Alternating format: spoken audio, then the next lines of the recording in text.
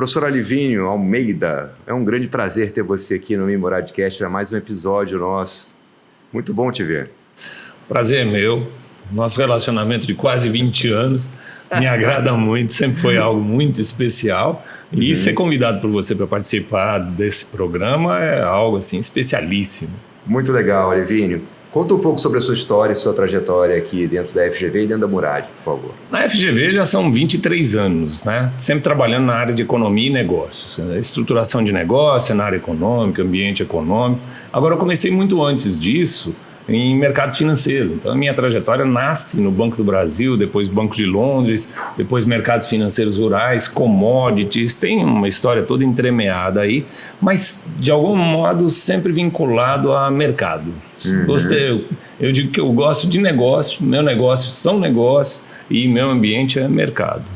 Agora, Alivinho, você como economista, a gente vem passando aí por um momento muito delicado, né, em que muitas mudanças estão acontecendo. A gente tem aí a questão do tarifaço, uma análise macro que envolve também todo um contexto microeconômico. Conta pra gente um pouquinho da relevância do empresário ter domínio sobre essas questões. Talvez não um domínio técnico, mas saber fazer essas leituras de mercado. Como é que funciona isso? Sobre a questão do tarifaço, que é o assunto do momento, né, que está sendo discutido, a primeira coisa é entender o que é tarifa. Para que serve a tarifa? Porque se colocou o tarifaço como se fosse uma moeda de troca ou uma luva de boxe ou um ambiente de contenda. Uma tarifa existe para equilibrar relações comerciais que estão em desequilíbrio. É só para isso que a tarifa existe.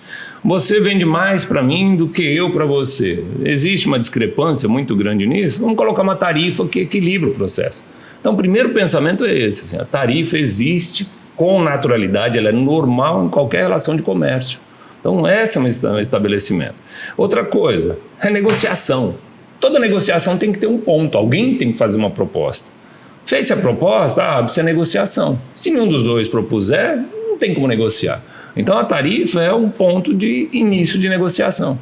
Começou a negociar? Legal. Qual é a sua proposta? Qual é a minha? Vamos buscar um acordo. É claro que isso tem poder de barganha no processo. Então, assim, se você é mais poderoso que eu, você tem mais vantagem na negociação do que eu.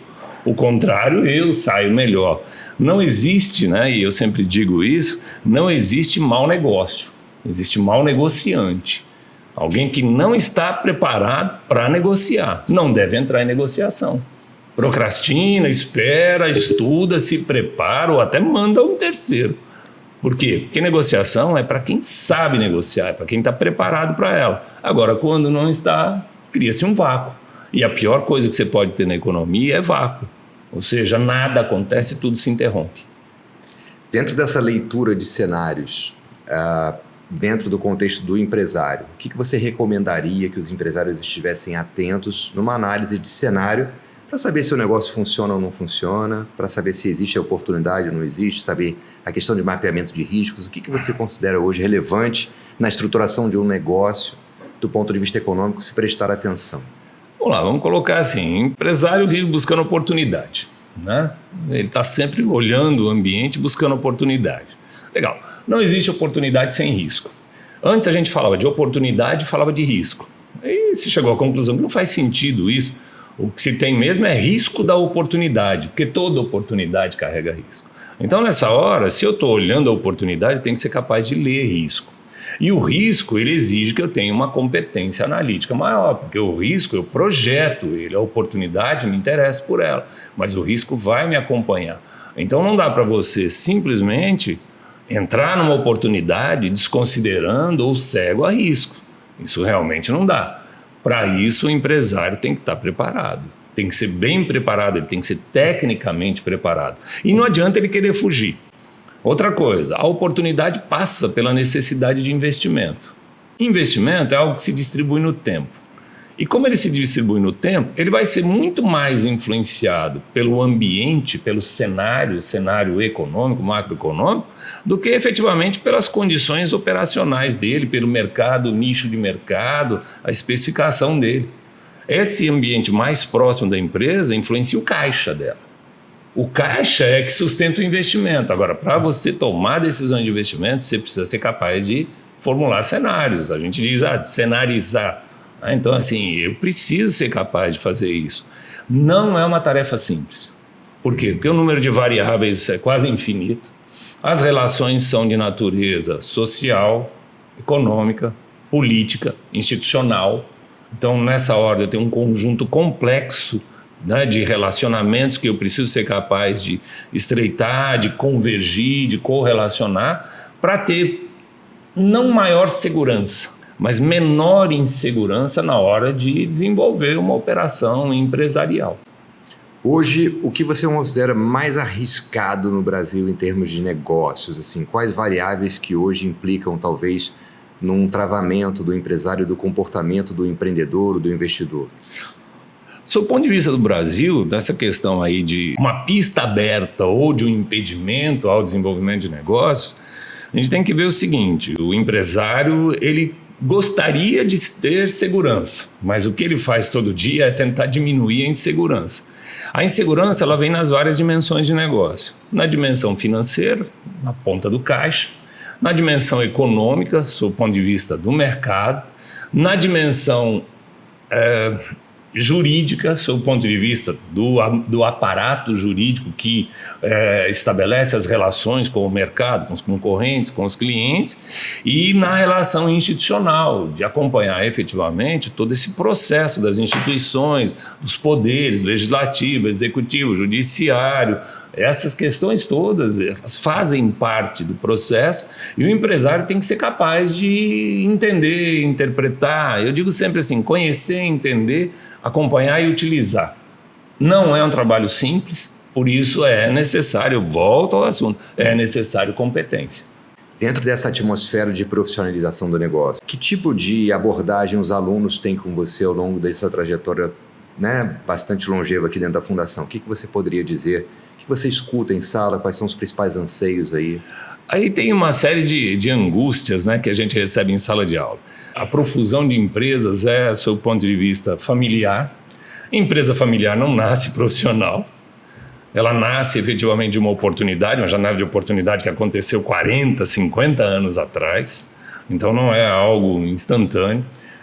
Nós estamos em momentos, a gente vai vivendo momentos de sucessão, e o que eu tenho visto muito em sala de aula, e visto mesmo, é a angústia dos sucessores. Por quê? Porque eles vêm para cá, vêm para a Fundação é, né, uma capacitadora de alto nível, né? Cada um de nós que entra na sala de aula deixa o aluno cheio de ideias, cheio de capacidade, cheio de interesses.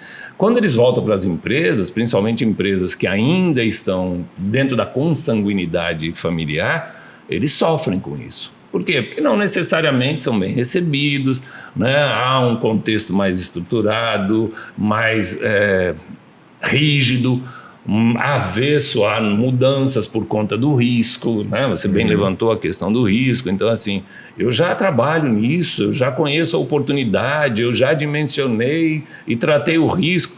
Agora chega você com essas ideias novas. Então, eles enfrentam muitos problemas nisso. Eu vejo nessa transição de empresa familiar para uma empresa comercial, uma empresa profissional, eu vejo assim muita angústia nas salas de aula. Então, dentro desse contexto de um comportamento, de uma cultura, né, corporativa, que muitas vezes não está preparada para ser profissionalizada, o que você normalmente recomenda na estruturação de um negócio ou na reestruturação de um negócio já existente, que está se profissionalizando?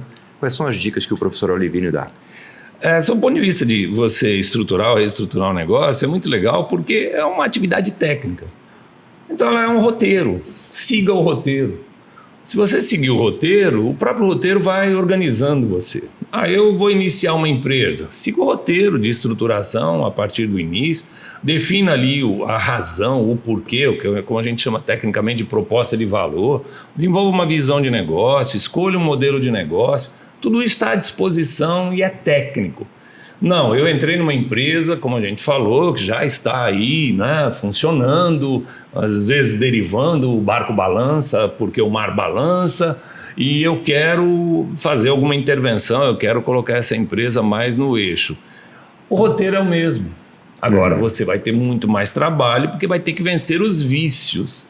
Agora, Olivínio, aproveitando toda a sua experiência, eu vou falar sobre alguns temas que muitas vezes surgem em aulas aqui nossas e que talvez a gente possa dar dicas importantes aí para os empreendedores, para os nossos alunos. É hora de sair correndo? Mais ou menos essa. Tá? Vamos lá. Guerra de preços. Como lidar com ela na perspectiva de gerenciamento de um negócio? Cara, é aí que está aquela questão, né? Na guerra de preços de mercado, você precisa saber qual é a sua proposta de valor. O que você está disposto a aceitar? A consciência é assim, eu compro valor. O que é valor? Valor é benefício. Qual é o benefício dessa taça aqui? Ela tem um benefício que ela gera para mim, tem um custo associado a ela, mas ela tem um benefício. Eu estou disposto a abrir mão desse benefício? Esse benefício que é representado pelo valor que eu compro, eu pago um preço. Então há uma equidade aqui entre valor e preço. A gente até chama isso de preço justo. Preço justificado pelo valor. Beleza. Aí eu vou para o mercado está praticando preço volátil, preço que aumenta, preço que diminui. Qual eu aceito? Tudo bem, enquanto o preço está subindo, eu acho legalzinho, não vou reclamar não. A questão é que se o mercado começa a atacar os preços, até que ponto eu aceito reduzir o meu preço sem prejudicar o valor daquilo que eu quero entregar? Então tem uma questão muito subjetiva nisso, uma questão de juízo de valor. Eu não quero entregar algo menor do que isso aqui, porque é isso aqui que me satisfaz pessoalmente enquanto empreendedor, enquanto empresário, enquanto fornecedor, é isso que eu quero. Agora, se a disputa por preços me obrigar a mudar isso aqui, pode não me interessar, aí pode ser uma decisão de, quer saber, vou retirar o produto. Ou então, vou me retirar do mercado. As pessoas podem reclamar do preço da passagem aérea. Tá bom, então para acertar um preço menor, eu vou tirar os bancos. Você está disposto a viajar num avião em pé? Você pode até estar, né? Pode ser que eu encontre alguém. A pergunta é, eu estou disposto a oferecer o voo em pé? Não é para isso que eu entrei no negócio. Então, eu prefiro sair fora do mercado. Ok, vamos lá. Posso fazer mais perguntas? À vontade. Vamos lá. Relação entre custos diretos e indiretos na estruturação de um negócio. O que você sugere? Porque esse é um tema extremamente relevante. Esse é um tema árduo, né? Como eu te falei, relação benefício-custos. Diretos e indiretos. Quer dizer, eu tenho efetivamente que ter consciência do que são. Aí a vantagem é que isso já está classificado. Então eu também não posso alegar ignorância. Por quê? Porque está explicitado. Agora, como eu vou tratar, como é que isso se ajusta no meio ambiente? A gente diz que, sob o ponto de vista da empresa, a palavra esforço se reflete em custos. O esforço de abrir uma porta significa custo. A pergunta é, esse esforço é relevante? Se você abrir essa porta aqui 5 vezes por dia, esse esforço pode não ser relevante. Mas se você está num aeroporto, onde passam milhares de pessoas durante o dia, quer saber? Vale a pena colocar um sensor. Quer dizer, esse nível de esforço direto, de custo direto, veja que eu não estou me mexendo lá na planilha financeira, não estou nisso. Eu estou olhando a operação em si. Esse esforço, que é o chamado esforço coletivo, ele vai se tornando muito significativo. Então, nessa hora, eu preciso estar muito atento. Qual é a atividade que eu estou exercendo que se torna repetitiva num nível, numa escala que represente algo significativo em termos de custo direto. Custos indiretos, de onde vêm esses custos? Eu pago. A gente tem um custo indireto, agora eu vou até mudar a palavrinha assim, a gente tem um esforço indireto, que é o esforço baseado na tributação. Quer dizer, eu tenho que pagar a tributação, não tem como fugir disso. A tributação faz parte do processo. Ela entra indiretamente na minha planta, ela entra indiretamente na minha planilha, ela entra indiretamente no meu preço e no mercado. Como tratar isso? Eu preciso ter efetivamente uma forma de tratamento. Vamos dizer assim, o que é legal, o que é interessante, é que esses tratamentos já estão expostos, eles não são novidades, a roda já existe, basta você rodar, já existe classificação, já existe tratamento, né? Aquilo já está de alguma forma esclarecido para que o empresário possa desenvolver, possa classificar e possa trabalhar com isso. Agora, no fim das contas, é sempre uma relação. Que benefício você quer entregar, que custo você está disposto a bancar, seja ele direto ou indireto. Maravilha. Dentro desse contexto, Alivinho, o que você poderia citar aí como, digamos, dicas, conselhos para a nossa audiência, na verdade, em relação àquilo nossa querida audiência.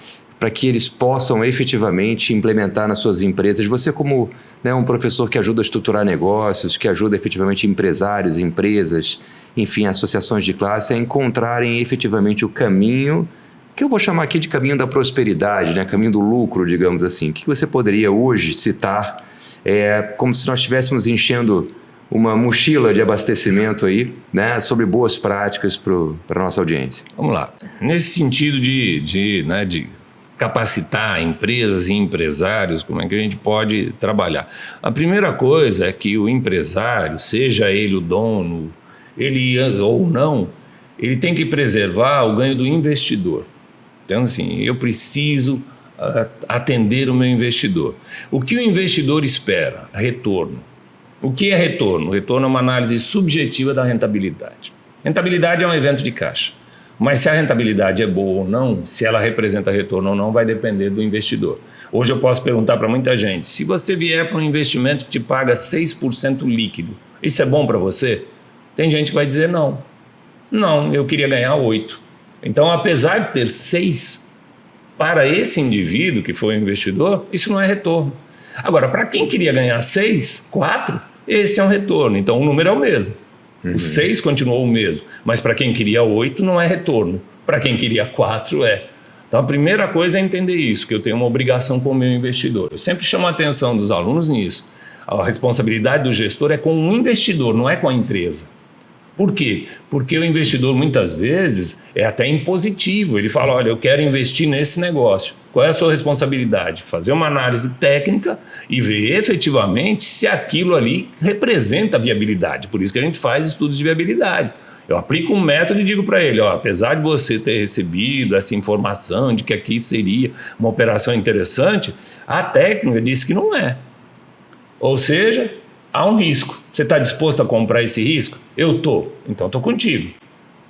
Mas eu já te avisei que a técnica diz que não. Então a primeira coisa é estabelecer isso, né? Com o seu investidor, qual é o custo de oportunidade dele, quanto ele espera de retorno, qual é a proposta dele, ou então você fazer uma proposta para ele, simular, testar e apresentar. Isso do ponto de vista ainda conceitual de negócios que não existem.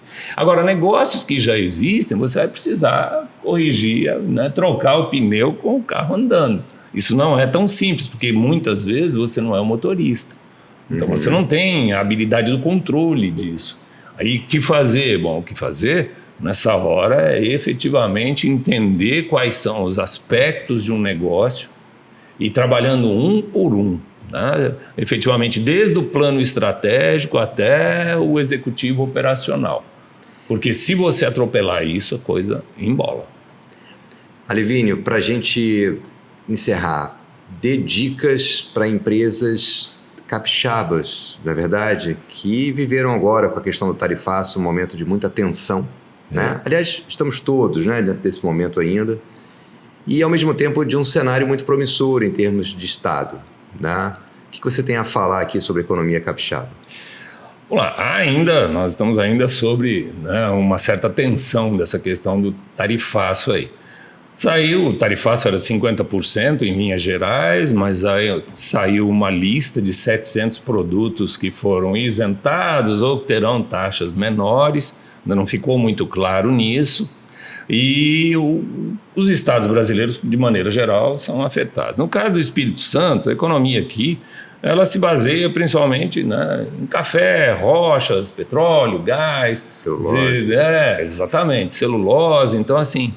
Esses produtos, alguns foram isentados, vão sofrer uma redução na tarifa e outros não. No caso, por exemplo, de café, né? O café é algo muito sensível aqui, culturalmente. Né? Na cultura você já lê isso, na economia, então, mais ainda. Então, é algo que ainda assusta. No setor de rochas, ainda não está completamente especificado quais são as isenções. Então, o setor ainda está também em sobrepasso. Já foi, de alguma forma, né, flexibilizado, mas ainda existem alguns componentes importantes no processo que estão em sobrepasso. né? Outros setores, petróleo, gás, esses foram isentados, entraram na lista, então deram um certo respiro. Agora, o Espírito Santo é um estado muito curioso, assim, muito interessante, porque ele é um estado estreito, onde você vai do litoral ao interior, né, com uma logística relativamente fácil, com um espaço curto entre os dois. É um estado que está no entroncamento, Rio de Janeiro, São Paulo, Minas, Bahia. Então, assim, com isso ele está nos fluxos financeiros, está no fluxo logístico. É um estado que tem aí toda uma expressão de crescimento, a gente vê todo mundo falando em crescimento. Um setor imobiliário, principalmente, também aí vindo muito forte, construção civil, a gente tem muitos alunos da área de construção civil. Então, assim, nessa hora você vê uma pujança. Nesse momento, o setor exportador está preocupado, porque 80%, disseram que cerca de 80% das exportações do Estado são para os Estados Unidos. Do Estado são para os Estados Unidos. Não tem esse número fechado para confirmar, mas é um número que coloca alguma preocupação. Claro. Só que, de novo, o Trump ele não vai bater isso com o martelo na pedra, ele não vai. Ele impôs para que alguém negocie. E ele vai esperar e certamente vai aceitar a negociação. Agora, o olhar americano, que significa eu vou negociar que for bom para os Estados Unidos. O que significa que tem que ter alguém do outro lado negociando o que é bom para o Brasil. Claro. Agora, tem que ser alguém preparado para negociar, porque senão a coisa não anda. Nós estamos mexendo com uma economia de 30 trilhões de dólares. A nossa tem 2 trilhões de dólares. Então, imagine a discrepância na mesa de negociação. Sem dúvidas. Livínio, conta pra gente agora sobre a relevância do MBA dentro da vida de um executivo, você que tem tantos anos aí de janela, de sala de aula, o que efetivamente esse aluno que nos procura pode levar daqui? Fred, né, ao longo desses anos de sala de aula, né, essa agradável sala de aula que a gente tem na FGV, eu recebi uma pergunta que foi emblemática, que eu nunca esqueci, de um aluno. Professor, eu preciso ter MBA para abrir um negócio? Não. Falei para ele, não, você não precisa. Mas para crescer e manter o negócio, você precisa. Olha. Abrir negócio, todo mundo pode abrir. Quem abre negócio é um personagem chamado empreendedor. Empreendedor todo mundo pode ser. Agora, quem faz o negócio crescer e mantém o negócio, esse é o empresário. Qual a diferença entre os dois? Formação técnica. Capacidade analítica, capacidade reflexiva, condições de entender os ambientes com os quais vai lidar, o macro, o micro, e depois convergir isso para estratégia. Plano, estratégia. Plano, onde eu quero chegar. Estratégia, de que jeito eu vou chegar lá. Então, nessa hora, essa capacitação ela é necessária. Não é uma coisa assim de eu escolher ou não. Eu sempre brinco com os alunos, e é uma brincadeira com fundo de verdade, falo, ó, enquanto vocês estão aqui comigo, eventualmente à noite, numa sexta-feira, num sábado, tem milhões de pessoas sendo felizes aí fora. Aí eles riem e tal, aquela coisa muito engraçada. Mas a grande questão é que eu falo para eles o seguinte, eles estão sendo felizes hoje. Vocês estão construindo felicidade para o futuro, que é muito mais importante. Eles estão exercendo a própria felicidade. Vocês estão construindo a felicidade de outros, não só a sua. Então, sem essa capacitação, realmente o sujeito não vai longe, não.